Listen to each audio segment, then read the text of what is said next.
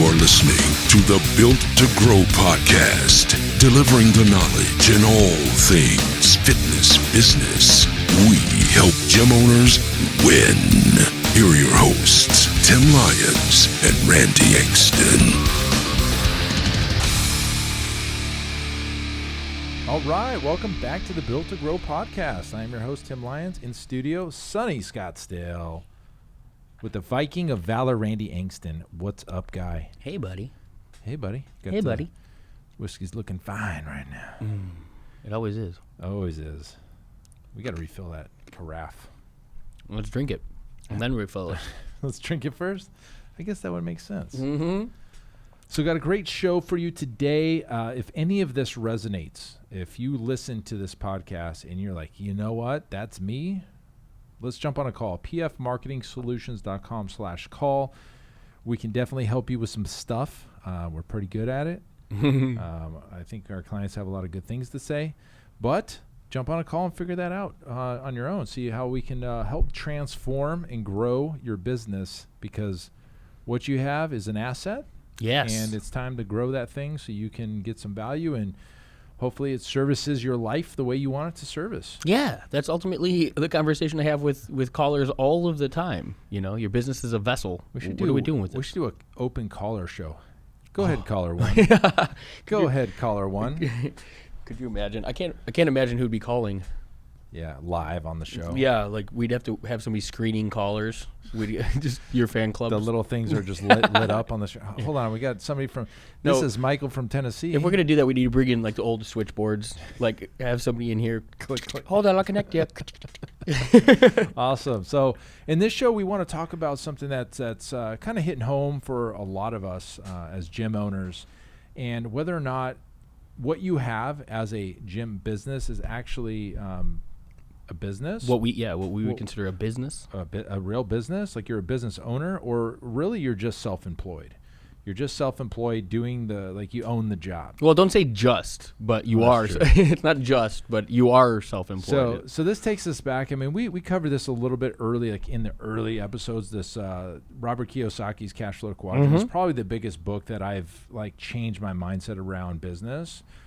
It's not a real popular one, which is really funny. It's just, how sometimes you read a book and yes, and some you're like, eh. Yeah, it clicks. It makes Because I've read some books that people are rave about. I'm like, okay, Sure. Whatever. But this one, for me, this is what really changed my mindset. And I'll give you a quick, Cliff Notes version of this thing. Really, Kiyosaki, and what's cool about Kiyosaki is he's here in the Phoenix area, and I've got to meet him a few times and hear him speak and stuff. And he's also known for the book Rich Dad, Poor Dad, was probably his more popular book, which talks about assets and liabilities and everything else. And but the Cashflow Quadrant really categorizes, I guess, the working community or the people, just people in general, into 4 categories. And it's basically a quadrant. It's like a big T. So just draw a T on your paper. On the top left, you have the letter E. E stands for employee. It's like your relationship with income almost. Maybe your relationship with income. So this is the cash flow quadrant. And the top left is E. E stands for employee. So an employee, you go to work, you get an hourly wage or a salary, and you're trading a service or time for money. Yep. And that's what the majority of America is. And nothing wrong with any of these, by the way. I'm just telling you what this book's talking about. Employee. So you go into work and you get a paycheck every week or 2 weeks or month or whatever your pay schedule is, and then you go home and then you start all over. And that's what the majority of Americans are. You just think about the workforce, they're employees. Employed by somebody else. Employed by somebody else. Okay, so then on the bottom left-hand corner, you have the letters SE, so self-employed. So self-employed is you may own the operation, the gym, but in order for it to operate and generate revenue, you, SE, self-employed person, need to be involved. Correct. You need to be involved in the operations. You need to be involved in the generation of revenue. Or if you were to remove yourself out of that role, then the things wouldn't work as well or fall apart. Sure. Yeah, I mean, you can see that with a lot of franchises, right? People buy the franchise, but then they're buying themselves a job. They're self-employed. Yep. So think of the SE person, the self-employed, is probably the majority of the gym owners probably listening to the show. And again, nothing wrong with this. Or a combination of the two. If we went back to the study that we did, right. Their relationship with their gym business, they were self-employed there. Yes. But they might still also be an employee for somebody else. That's true. And then we had a lot of that situation where they were still fully employed, part-time employed somewhere else, but they had their gym business as their, they owned it, but they were still operating and running, working in that business as well. Yes, perfect. So then the top right corner, you have the initials BO, that stands for business owner.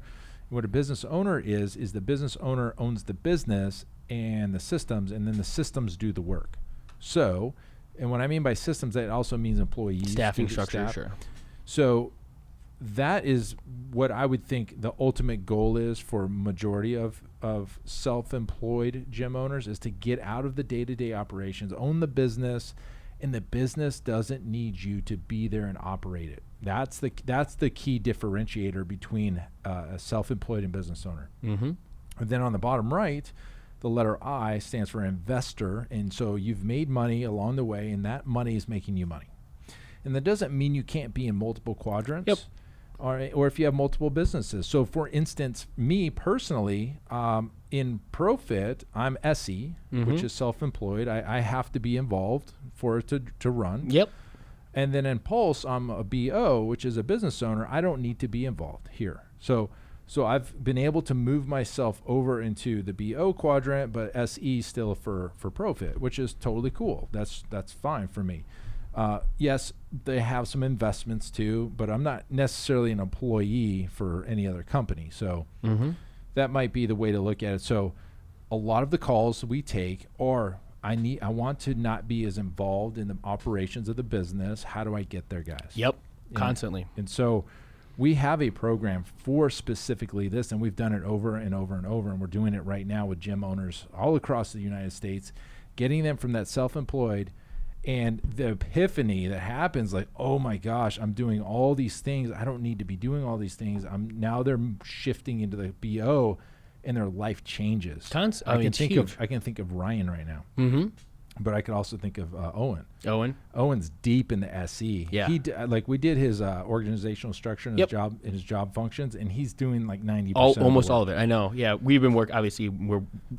Full disclosure, Tim and I are both working with our client. Yeah. But yeah, part of our calls, we've been going through the same thing. So in week one, I have him lay out his day, his daily activities, and his whole afternoon is still heavily chunked with he's on the training floor training clients. Yeah. And let's be crystal clear with something. That might be where you're happiest. Yeah. That might be where you want to stay. That doesn't mean that you have to change anything. Or maybe you want to get there, because we have gym owners that want to get into their fitness business more. You know what I mean? Like those that are still in the employee role with somewhere else. They want to be able to work full time on their self-employed business as opposed to having to pull a job to subsidize a personal income or something like that. Absolutely. And again, that might be just as prevalent with the systems that need to be in place in order for you to step into your business. Right. And so it's without a shadow of a doubt, the way you get to become a business owner is to have the systems in place. If every day you go in and something's different, if there's the way you train your clients is different, the way you sell your memberships is different, the way you get leads is different, the way you answer the phones is different. If it's different every time, there's no system. Yeah. Systems, I don't know the true definition, but I would just define it as doing the same things the same way every time. Sure. If this happens, do this. Not do this, or you could do this, or maybe I was feeling good this day and I did it this way. Everybody has to have job responsibilities. Everybody has to have a protocol. We put our standard back in place, like reestablished our standard for training, our standard for the experience every single day. And that goes all the way back to how you answer the phones. And what I'll tell you is none of this is sexy. None of it. It's like really kind of boring. But when you get to the BO, when you're in that quadrant, your life changes not overnight, obviously, because you're working to get to this point. But the day you don't have to go in because you just didn't want to, or you just didn't have to, things change for you. And I can think of Bo. Bo without a doubt. Bo was a one-man show. He was doing everything from the training to the contracts to selling to marketing, doing videos. He was doing everything. when he came out for our growth summit, it was like the biggest. He was like on cloud 9. He had coaches coaching in the gym, training the clients with his programming. Yep. And he was in Arizona with us, and his gym's in Ohio. For the first time ever. He's been doing it for like 7, 8 years. And now he's been able to do it twice. He came back out for the workshop, was able to be at the automation workshop and sat for 2 days, Yep. growing his business, focusing on working on his business. So cool. While other people were working in his business. And that, for him, that was a huge, I mean, that was a huge thing. And but that's ultimately, I mean, that is exactly what we do with a lot of these gym owners, is helping them ascend that ownership role. And that's what our coaching is all about, because if there's anything, if we're good at a lot of things, but if we're really good at something, it's this coaching stuff and systematizing, which brings the CLA automation. Yep, the automation is a big part of systematizing things. We're really good at it. And to be honest, I don't know of anybody else doing what we're doing on this level at all. I mean, they might run a marketing program or something, but coaching at the business level to get the gym owner away from the day-to-day, because that's where I found the most joy, was having the thing running without being chained to it every single day. I used to be chained to this business. I couldn't go on vacation. No. I had to be here, man, and it sucks. And that is a lot of the calls that we take. And again, back to like our purpose and like our passions and the reasons that we're here. I mean, Tim couldn't have said it better. Like, this is what we want to be doing, is helping gym owners ascend that value ladder. I mean, my background, my personal belief is that, your business as it is a vessel to provide you with the quality of life that you desire. And that's what being in that true business owner role is. Now you have time freedom. You have some level of financial, I don't want to say freedom necessarily, but you're probably drawing or at least taking a paycheck. Some sort of money is being made from the business, right? To be in that role. That doesn't require trading hours for dollars, and that's huge. And I mean, it's got to be. It all comes back to, I mean, when I first started learning Robert's stuff too. I mean, it shifted my mentality as to what I want and aspire to have out of life as well. Mm-hmm. So now we're sitting in this seat helping gym owners do this daily. It's really awesome. It's really cool. And when you have that kind of time, what do you want to do with that time? And that's the beauty of it. Now you have choices. If it's me, it's starting another company. If it's me, I'm not sitting around parlaying the success, eating bonbons, watching the Goonies on TV, right? I'm doing other things because that's just how I'm hardwired. I'm gonna do other things, but now it allows me the flexibility. I almost treat the Pulse, the business, as almost like a stock that pays dividends. Yeah, I've invested time, money, and effort into a stock or an asset that then pays dividends every 2 weeks into my bank account because of what the work I did before. Previously, sure. And so now I've got time freedom, then I can go help gym owners do the same thing for themselves. And if they're, like I said, I'm good at it because I've done it and I'm doing it, right? There's plenty of coaches out there that don't own gyms or anymore. They sold them for some reason. In the way I look at it, if it was really a business, a true asset, paying you without you being involved, then you wouldn't have sold it. You wouldn't have, because if you don't need to show up, you're not trading your time for it. Why are you selling it? Unless you're going to get a big windfall of cash and then you take that cash and do other things, maybe. Sure. But if it's just paying you dividends while it's growing in value, because the longer you have it and the more members you have and the more assets you bring in to bolt into the systems, the better those systems are in the business. Think franchises, think second location, think the opportunity to sell it. Systems are what make all of those things possible. So does it make sense if a coach comes to you and say, yeah, I used to own gyms, does it make sense why they sold it if it was that good? Doesn't make sense. And so I just, something that happens every day. I used to own gyms. They're coaching programs now. Yeah, I sold it to focus more on the coaching. Well, let's be honest. You didn't have a business that was running. Yeah. You were involved in that, and in order for you to have time, you had to sell it because you were involved in it too You're self-employed. You were self-employed, brother. Which is not a problem, but call a spade a spade. just telling you what it is. And so now, like, you've seen and you understand the quadrants. Where do you want to be? Where do you want to be self-employed forever? Cool. That's no problem. But there's going to come a time where you're 50 years old and you don't want to train clients anymore. Or how about the fact that, like, when you do step into that business, maybe that is, you do want to be on your floor, and you do want to be, you actually just have that desire, and your personal passion and motivation comes from changing people's lives on a training floor.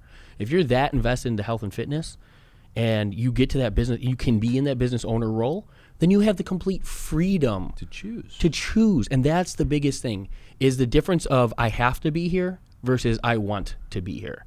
You know, like, there's nothing worse than somebody having to show up for a job just simply for a paycheck because they know they have to be there. But that person, the same person, in a situation where they can choose to be there because that's what they desire and they're passionate about. It's a different, your mindset changes completely. And your clients can feel that. And they can feel that, like, oh man, this guy enjoys what he does. That's awesome. He's a great coach. He just loves what he does. And if you left and you went on vacation with your family for 2 weeks, nothing happened. I mean, everything's good. So time freedom, financial freedom are the probably two reasons why people come to us. Is they need to, have that freedom of the systems and financial freedom to get their clientele to a point to where they can actually start putting people into place. Because let's be super clear. Somebody's got to do the job.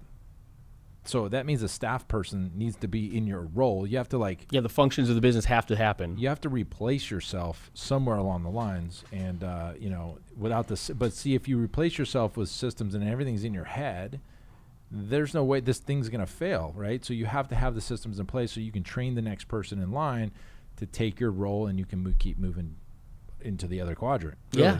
Yeah. And that's, like, when I think of our coaching program or the way that we kind of want to structure and set up businesses and the systems in place, I always think of like a franchise model because, in order to be considered, capable of being a franchise, you need, good franchises have ridiculous systems, like redundancy in those systems. You know what I mean? Like every if and possibility of something changing. There's like the step-by-step thing on the wall, like do this, then think about McDonald's. The simplest of tasks, how to fill a glass of, soda in the machine. There's like 7 steps in order to do that. But once that person has perfected that, they're never going to do it a different way. That is a system. That is not just winging it.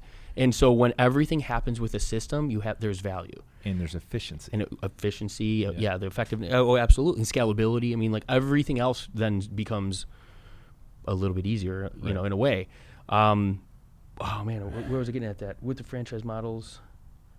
But structuring, getting people into the seat to make the decision on their business where they want to be. That is crucial. Yeah, like you said before, you may like training clients and that brings you joy, but the fact that you could choose to do that versus have to do it, that again, for the clients that we work with that get to this point, their life's completely different. And the thing about our coaching program is, I'll be super clear, there's a lot of work involved, and it doesn't happen in a week. We're talking about a big project here. But you get our full attention and you get the coaching. It's an amazing thing. And I think if you're listening to this and this is like, oh my gosh, that's me, because we get calls all the time. I listen to this show and you talk to, that was me. Yeah. We want to know why we know it's you, because we talk to you all the time and we want to help you in that. So, jump on a call. I know we can help you. I'm 100% certain there isn't something going on in your business that I haven't seen before or can't fix. And if I can't, I'll find a way to fix it. Like if me personally, I've got the resources. Jump on a call, book a call. These are called breakthrough calls, and these are the things that you're going to fill out a form. Yeah, I was going to say that because I'm the next person to receive that form. Yep. When you fill out that form, give me like an honest look into your business. The clearer you can make that form, the better I'm going to be able to help and serve you. Because if I don't have the real details of the actual business, then what are we doing? You know what I mean? Like, I can't take you from where you want to be to where you want to be if that's your, like, let's get real in the breakthrough form. That's going to give me things to highlight and areas of the business that we're going to be able to dive deeper into and get more information out of, so that we can look and create a game plan for what does need to change for that business. You know what I like about you, Randy, is that, you're pretty cut and dry. Like, you want this, but you're doing this. Why? Right? Yeah. And if anything else, if you end up getting on this call, like we're going to identify the reasons why you're not where you want to be. You're going to get crystal clear on that. Mm-hmm. When you're clear on that, then you can then you know how to fix things. And so if nothing else, you jump on that call, Randy can explain our program to you and show you how we can fix it. You're going to at least know what needs to be fixed. Mm-hmm. And understand, like, because I have these conversations, obviously, all of the time. And we understand that there's tons of options and coaches and things like that you can go to.